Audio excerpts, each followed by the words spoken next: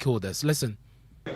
Look, their inputs, I wouldn't say that all their inputs will be taken, but this bill here has taken into consideration most of the inputs that they made to us the first time the bill was laid in Parliament. And so I would say that this second bill is entirely or somewhat different from what we had first. It has considered a number of things. For instance, if you take the composition of the council, we had initially we had a 30-member council. Now it is 15. We had nominations, about 8 nominations from government. Now it is reduced to 5. So there are quite a number of things that have been changed based on the inputs they gave us. But they were not sure that these inputs have been incorporated in this one. That is why they are making that noise. And so the new copy has been given to them. They should study it and see whether the inputs they made are incorporated or not. And so the bill will be passed only after we have considered their new inputs when they bring them. Talking about the governing council.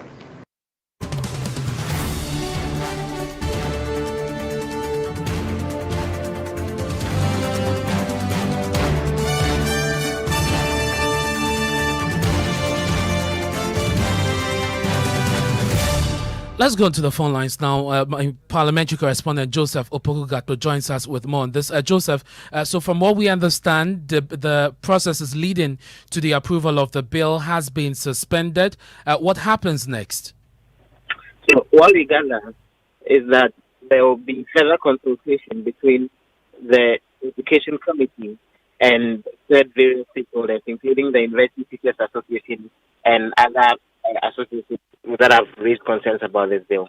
Now, what would happen is the report of the committee has actually come to the House already. Now, the second reading of the bill was done yesterday, at which point the House debated the very principles as far as the bill is concerned. When a bill comes to the House, there is the first reading where it's laid on the floor, then the second reading where the debate is done on the principles, and then the committee that it was referred to when it was laid initially then submits recommendations when it comes to amendments to the bill, and then after that it gets to the consideration stage where then those suggested amendments are then included.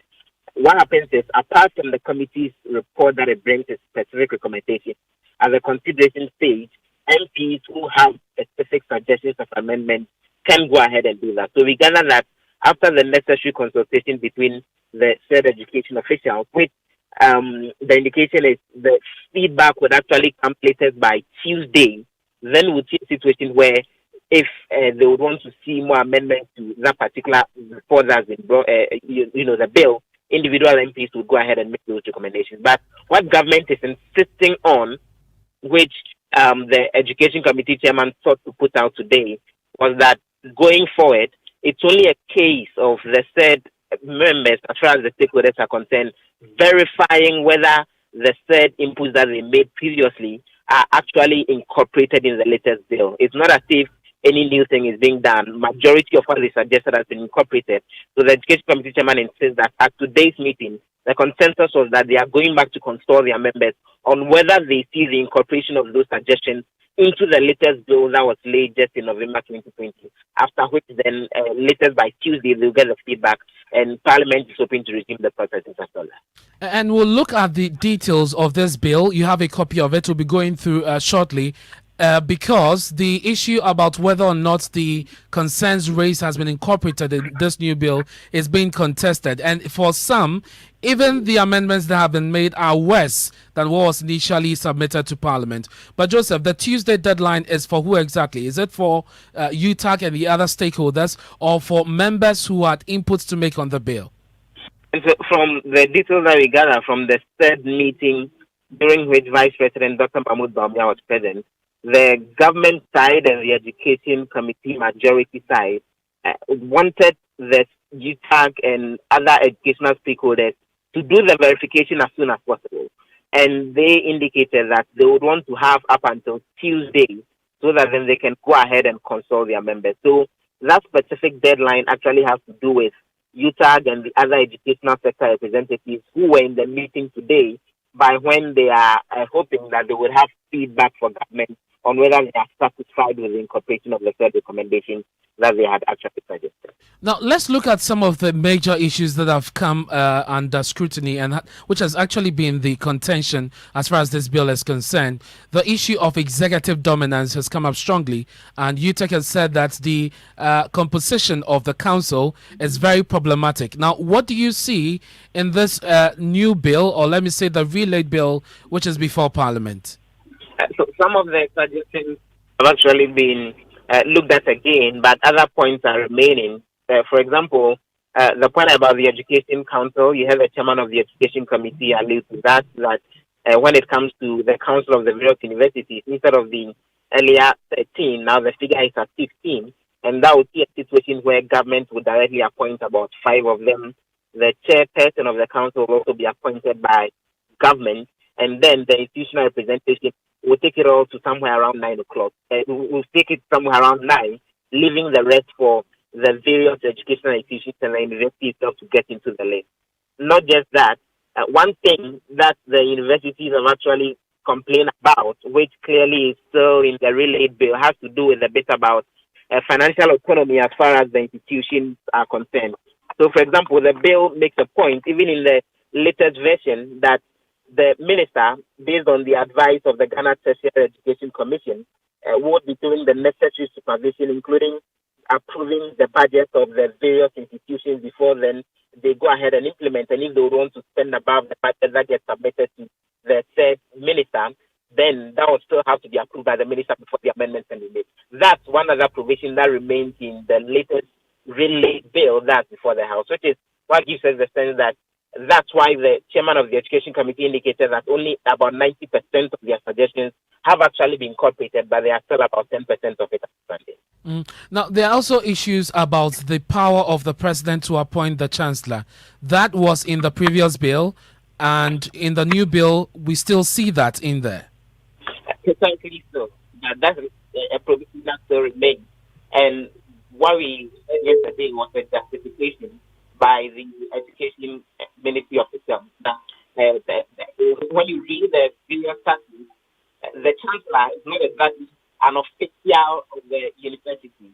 The chancellor is someone who is not on salary as far as the university is concerned, which is very much only, and so it's not directly involved in the day-to-day administration of the university, which is the justification government gives for keeping that position as the one that would be the one. Again, the UTAG and the other stakeholders raised issues with the powers vested in the president as far as the administration of public universities is concerned, with the initial bill that was submitted and the fact that the president actually has the authority to dissolve the governing councils of the public universities. Has that been addressed in this new bill? Not exactly so. What we see is a provision that allows for the government to do its own appointment. The explanation that's coming up is that depending on whatever government would want its council members to do, then they go in that direction. But specifically with regards to the power of dissolution, reading through the latest bill that's been laid, I've not spotted that specific provision that has to do with it. Thank you very much for bringing us those details. Let's go on to the phone lines now and speak to we don't have the president of UTAG currently. We're working the phone lines. He's agreed to speak to us because he was in this meeting at the presidency today. We'll get Professor Marth on the line shortly to get his reaction to the latest development. But we're joined on the line by Professor Maurice Tia of the University of Ghana, Professor Kwejo Appiagyei Tia, Associate Professor of Law at the University of Ghana, and he is a member of the University of Ghana UTAG branch. Thank you very much, sir, for your time here on Top Story. You have seen the new bill that has been laid in Parliament, which government has asked that processes leading to its approval be suspended to allow for more negotiation and interaction with the stakeholders. What do you make of the bill? Thank you for having me. The bill, as it stands, doesn't make much changes to what we were expecting, because the position of the University of Ghana UTAG, for example, is that the bill in its current form cannot be passed into law, and therefore it should be withdrawn. However, there was another position which says that the position of the law can be reformed in a way that it can meet certain conditions of UTAC. However, which were the areas you were looking to have reformed? Well, the position of UTAC is that, for example, the composition of the University Council should be relooked, because the University Council, the majority are members from the government side. And if that is the case, these government appointees even have the power to form a quorum and make decisions for the university without its involvement. There has been a slight change from the previous bill. It was at first 13 members, 9 from the government side, 4 from the university side. Now it's 15, membership of 15, 9 from the government side, 6 from the university side. So it is still weighed in favor of the government. But apart from that, the composition of the membership is also with respect to the fact that the chairman of the council is also appointed by the president.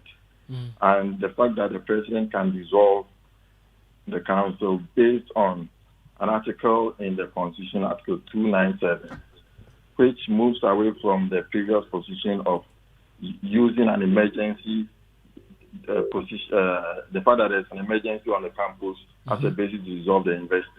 So the bottom line is that not much has changed about the bill. In fact, you could say that in some ways it has been tightened further in favor of the government. Apart from the composition of the university, which we just have 2 more members added, and which doesn't change the majority stake for the government, nothing else has changed for the universities to say that this thing is in our favor and therefore academic freedom will be respected at the end of the day.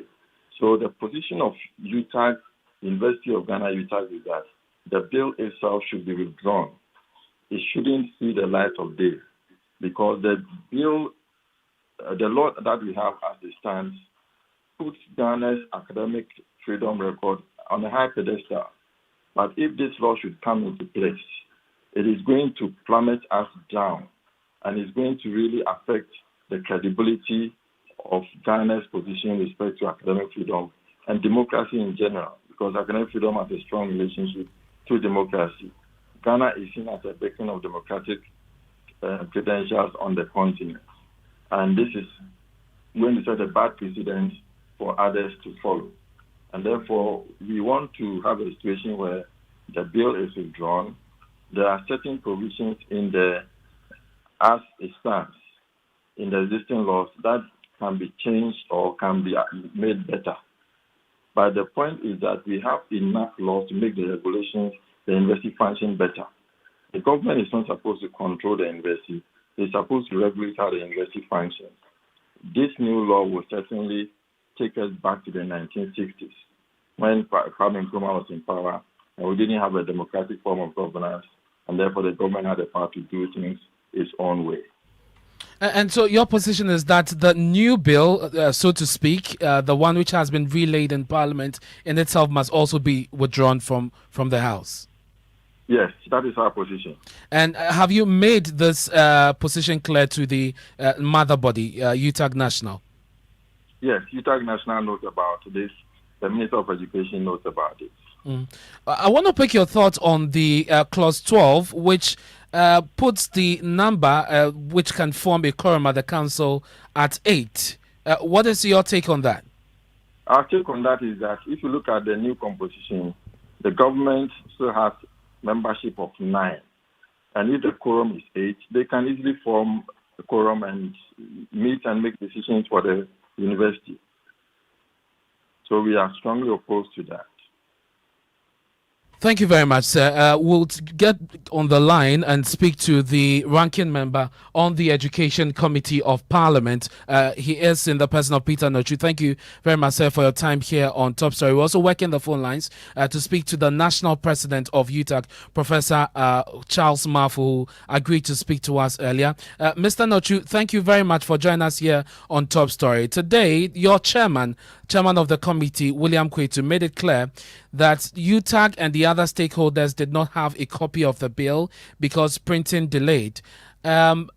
consultation is a very key aspect of the work you do in Parliament. How was it okay for the committee to proceed with the processes when you knew that the stakeholders did not have a copy of the bill? Yeah, thank you very much.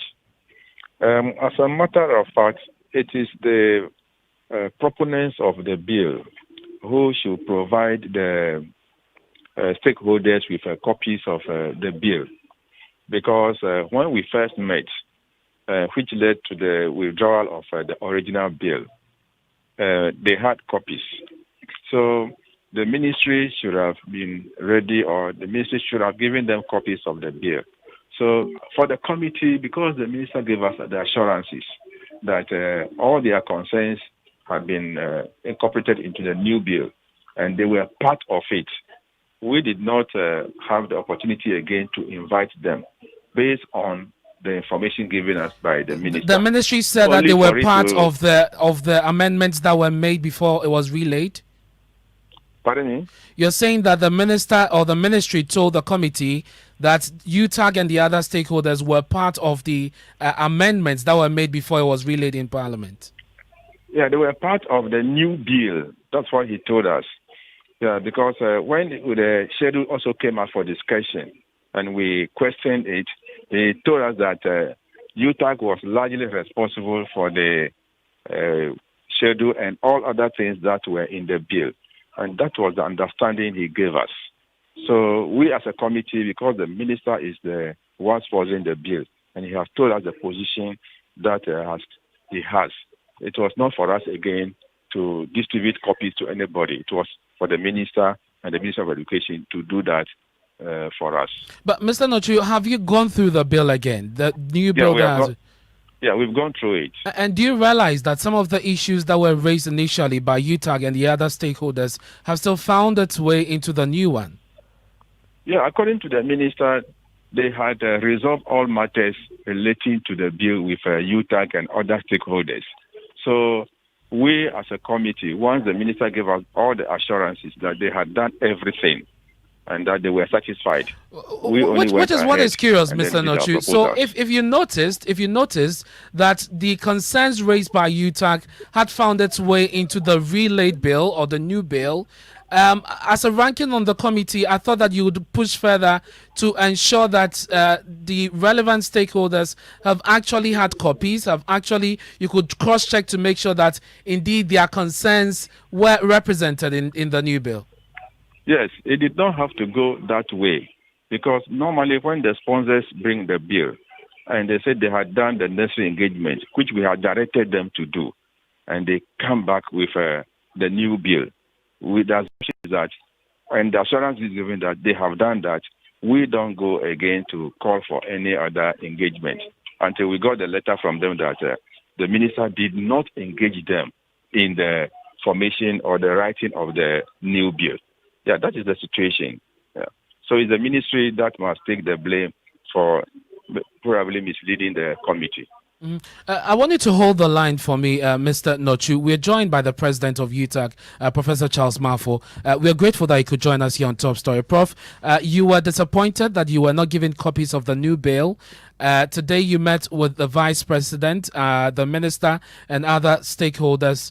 What explanation was given to you? They claim it has to do with parliamentary process. And as I told them, I do not profess to know any parliamentary process. I'm an academic, and that is where I'm competent. But at least I know that if we all have a roadmap to follow, and we have come to Parliamentary Select Committee, we have made recommendations, and you have said that you will consider the bill and come back to us, and you do not come back to us, and the next day I hear that we are in Parliament, that strikes me like a bad thing. And so that is all that we told them. That as we stand now, they have poisoned the academic environment to the extent that academics cannot believe that we can work with them anymore. To the extent that we were supposed to get the new bill, we go back to our members to peruse the bill, and as you said, the contentious issues, see that if they have been resolved. Now, because they failed to do that and our constituency realized that they are in Parliament, People went haywire, uproar. In fact, the executive of UTAC became, should I say, mincemeat to some tigers among our own folks. All kinds of insults. I have been told by some people that I was even bought by government. That is why these things could go on. And that is unfortunate. And that is how much the environment has been poisoned, to the extent that, as somebody said, maybe the right thing to do now is to totally withdraw the bill and restart it all over again. If they insist on passing it, it should emanate from UTAC or stakeholders, people that this bill are going to affect. Otherwise, I really don't see any way out anymore. The UTAC, the Legon branch of UTAC, has seen a copy of this new bill, which you just received today. They have gone through the bill, and their position has not changed, that this should be withdrawn totally and that it shouldn't go back to Parliament. They're saying that they've communicated that to you. Well, you see, when Legon try to go ahead of themselves like this, it's problematic. When we got the information, we invited them as one of our constituencies. They did not lead anything. And so if they want to glorify themselves, that is unfortunate. We gave the bill to them because as the president, I was giving the bill.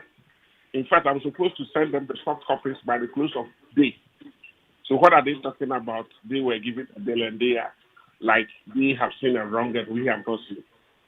We sat together and pointed some of these anomalies. They did not do that. I would advise them not to go ahead of themselves and to suggest that they know better than anybody. You are expected. We all don't like the bill. We hate it. And if you look at the cover letter of our memo to Parliament, it is clearly stated. It is not huge. It's UTAC national. You're expected to send a memo to Parliament after studying the bill, latest by Tuesday tomorrow. Are you able to work within that time frame? I don't think we made any time frame. If anybody is giving you a time frame, then again, that will also spark again as you see, when we had a discussion, we said that stop the parliamentary process, halt it, until we have gone back to our people and then look at the bill. How can you do that by Tuesday? Nobody fixed a day there. So I'm surprised anybody is mentioning a day. They better not do that because that's the chairman of the committee made that known to the media today in Parliament, and he was in that meeting, I'm told. And then sadly, he's disrespecting the vice president. Look at our press release. We have stated it clearly. And the vice president, we agree, okay, his advice that we share this and they stop the parliamentary processes of this. They better do that. Prof, so what happens from here? What happens is as far as UTAG is concerned? We have a huge constituency. We are telling every campus to perhaps have a meeting, dissect the document. They will have to collate all their positions. But as somebody suggested, I have already told you, the academic environment is already polluted, poisoned by lack of faith exhibited by whoever sent the bill to Parliament. And so you don't think they will just go and look at 2 or 3 issues and say, go ahead. We expect them to withdraw the bill. We expect them to withdraw it, come back to us, and see the right ways that could be pursued. If government goes ahead to pass the bill, what will be the reaction of UTAG? I want to believe that government will never do that. That's why we didn't even say what UTAG would do. Okay, what took place today? And if, again, we should revisit trust, they would dare not do that. Professor Marth, I want to thank you for your time, and that's the president of UTAG, Professor Charles Marth, speaking to us there on Top Story, brought to you by Balakwa Mineral Water and Gasem Cement, the nation builder. My name is Ernest Manu. Newsnight is